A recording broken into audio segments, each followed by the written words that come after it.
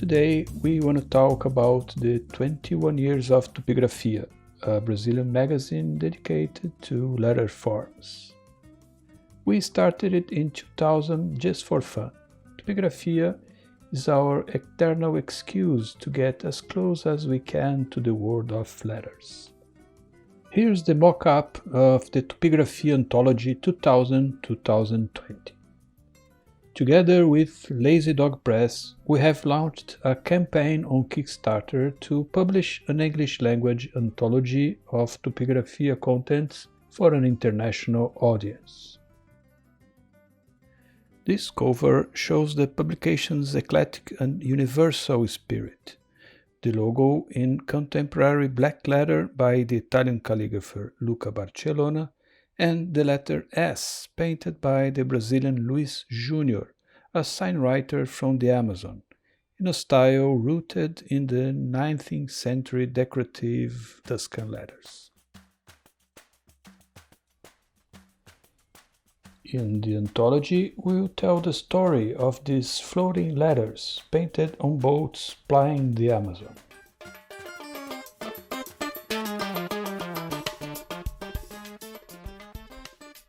So far, we've published 13 issues with a total of 23 covers.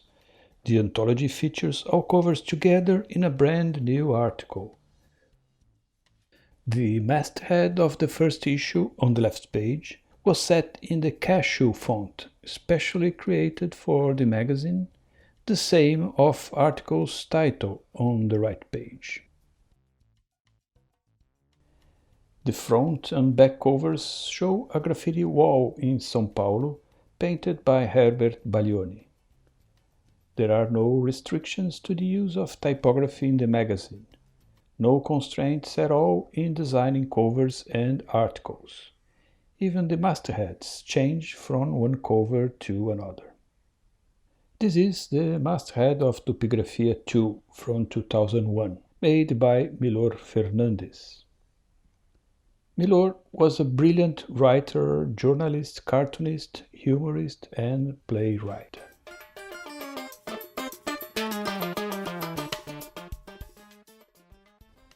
And here are the front and back covers of Tupigrafia 2.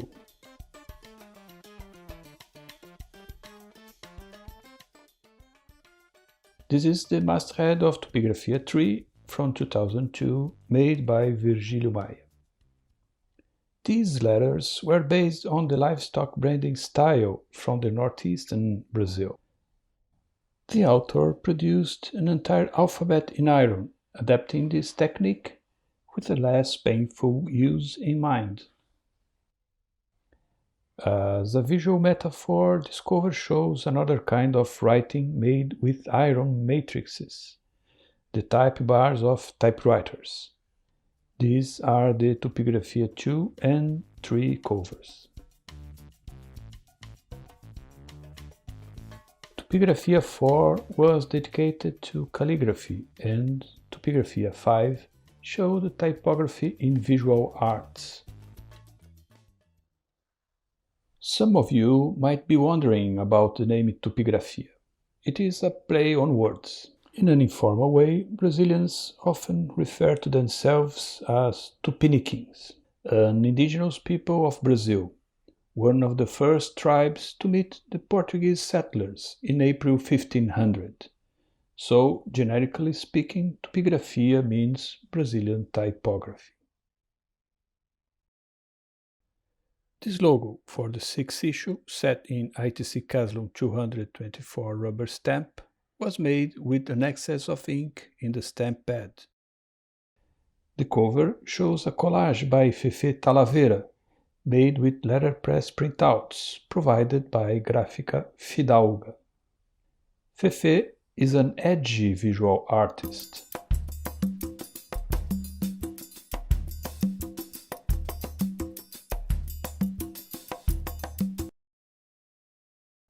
From issue 7 onwards, we chose to design and print more than one cover for the same issue. Reaffirming our proposition to publish a magazine without borders, we invited Marian Bunches to create a cover and she generously accepted. Her cover design is the one on the left. The phenomenon of street writing in São Paulo is well known internationally. Two taggers, or pichadores, came up with the concept on the right for the second cover, and we just said, let's do it. We plan to write the name Tupigrafia on the asphalt and shoot it from the top of a cell phone transmission tower. The logo was set in a distinctive form of calligraphic graffiti known as pichação that covers everything in São Paulo from walls to skyscrapers. They used an improvised dispenser with hydrate lime to write the letters, a method employed to mark the lines of amateur soccer fields in Brazil. The taggers come from the outskirts of São Paulo.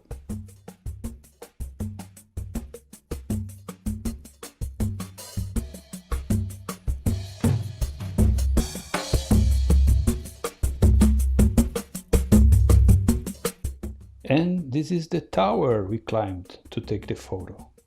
It is 30 meters high. Tupigrafia 8, 2008.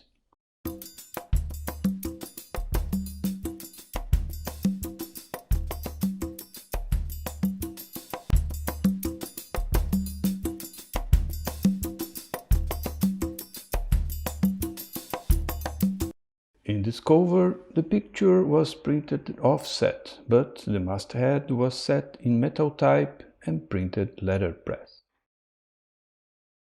This font is called Mondial and was designed by Hans Bonn.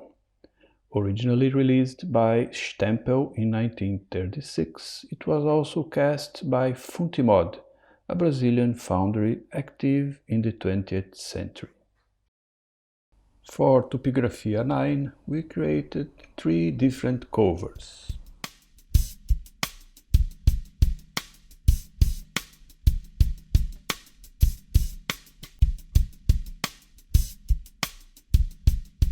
As the magazine has the shape of a book, and from time to time people refer to Tupigrafia as a book, for one of the covers of Tupigrafia 9, we made a humorous visual commentary with a reproduction of a classic book binding taken from a library with marble paper, leather corners, and so on. On this particular cover there is no masthead or any textual information, allowing people to happily call it a book if they wish. We can say that Tupigrafia 10 has mixed media covers. Tony created an intricate vector artwork in Adobe Illustrator, and I reproduced a letterpress monoprint as image, both printed offset. For the third cover, we had hot stamping for the masthead and wood type printed letterpress on translucent paper. Tony's artwork in detail with a pattern inspired by Brazilian indigenous basketry. And for Tupigrafia 11, only one cover design was created. It was printed letterpress in 5 spot colors. The glyphs come from digital fonts created by Brazilian type designers. We ordered magnesium plates and printing was done at the Oficina Typográfica São Paulo in 2015. The 12th issue combined digital and analog printing systems. For this cover, 400 different graphic compositions were produced using a dingbat font with 72 modules created by the contrast duo in the processing programming language. The magazine's masthead, designed with the same font, was inserted by the program in a random position in front cover. The 400 compositions were reproduced with the latest technology in flat printing with UV curing system. This technology allows variable data printing and generates a slight relief in the graphics, creating an effect similar to silk screen. 72 of the 98 pages were printed letterpress. The articles were set in linotype and the titles were set in movable type and polymer plates. Besides letterpress and digital printing, for this issue we used other printing methods such as hot stamping, silkscreen, and flexography.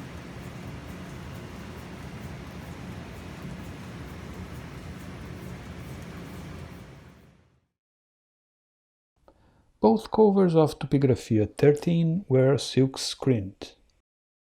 This design was made also by the contrast duo Monica Rizzoli and Tony DeMarco. 5 different colored papers and color combinations were used in this cover design. This mock-up of Tupigrafia Antology has end papers with letters taken from the Amazon boats. Fernanda Martins' research focuses on the lettering art of sign painters in the lower reaches of the Amazon. Picking up decorative typography in the Victorian style, these craftsmen developed their own graphic idiom through their close relationship with local environment. The abridores de letras, or letter openers, as they are known, have an intuitive knowledge of typographic language. They subvert some basic principles of perspective drawing and also develop a particular sense of color codes. The outcome is a lively visual syntax that stands out in those tropical surroundings. This article deals with the graphic work of J. Carlos. The most important Art Deco Brazilian illustrator of the 20th century, focusing on his lettering art.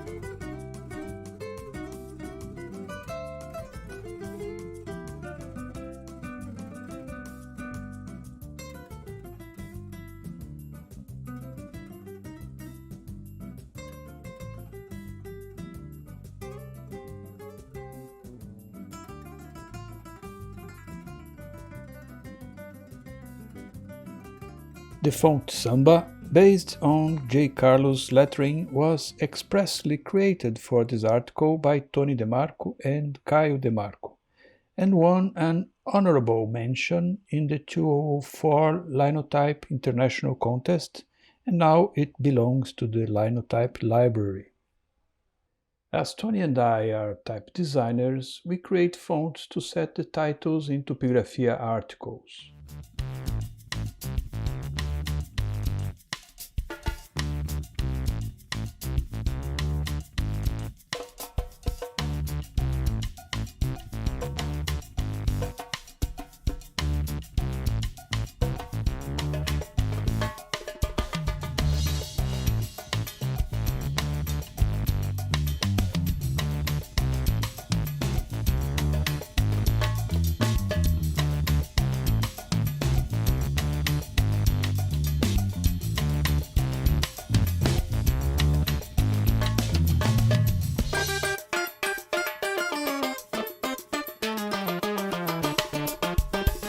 But also, we're more than happy in giving room to a new generation of talented Brazilian type designers.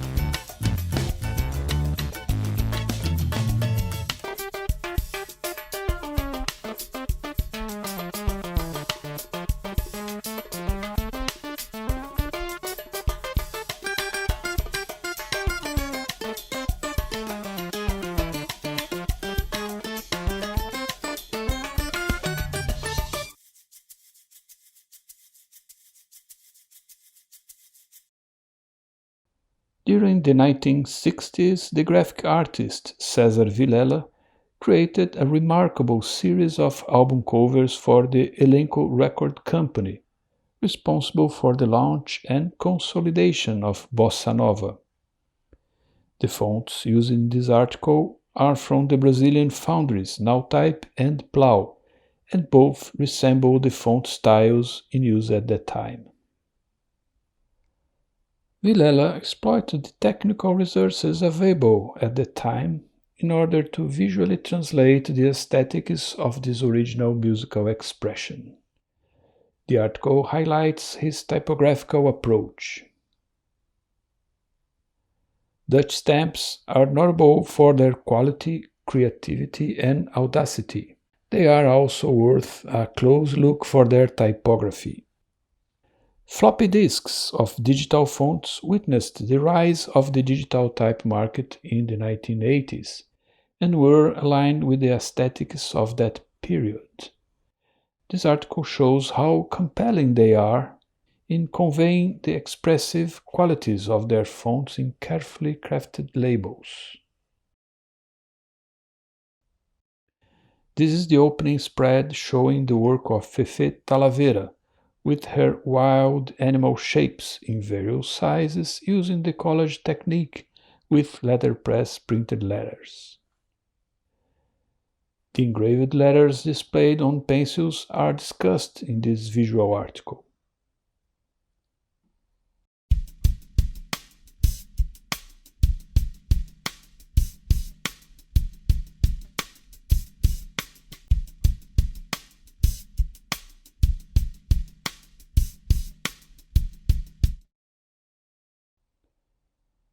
In these studies, the artist and architect Rubens Matuk builds 3D letters manually and with a variety of perspectives, reaffirming his training in architecture.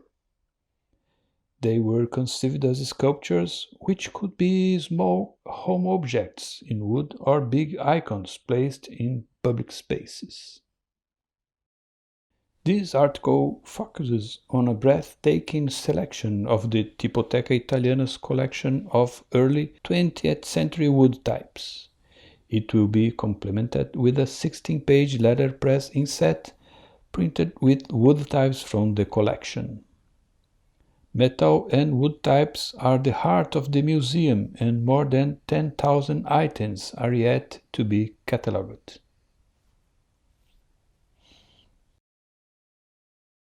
Here, quite literally, the medium is the message. This photographic essay features a series of vernacular signage made on tires. Borracharia means tire repair shop in Portuguese. The woodcutter J. Borges is also a poet and a letterpress printer. His name is linked to the Brazilian popular culture internationally known as cordel literature, meaning cheaply printed chapbooks containing folk novels and poems. Here we have some of his woodblocks. And when searching for new ways to express himself, J. Borges developed a style of lettering for signing and naming his woodcuts. This one is called the psychiatrist. Its symbolism is really captivating. Look at the snake's tongue, it's a cross. With very short articles, Tupigrafia's Pickles section covers various topics, including a great variety of letter forms. This article brings together a selection of expressive and unconventional alphabets created by a handful of skilled artists and designers. We are reaching the last week of our Kickstarter campaign. The Antology is at a discount price for the backers, and besides the book itself, our campaign offers an attractive list of rewards, including some limited ones.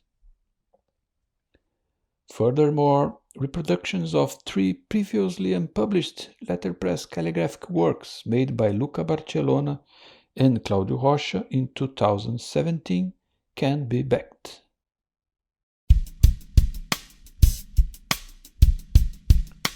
Thank you so much for your attention, fellows.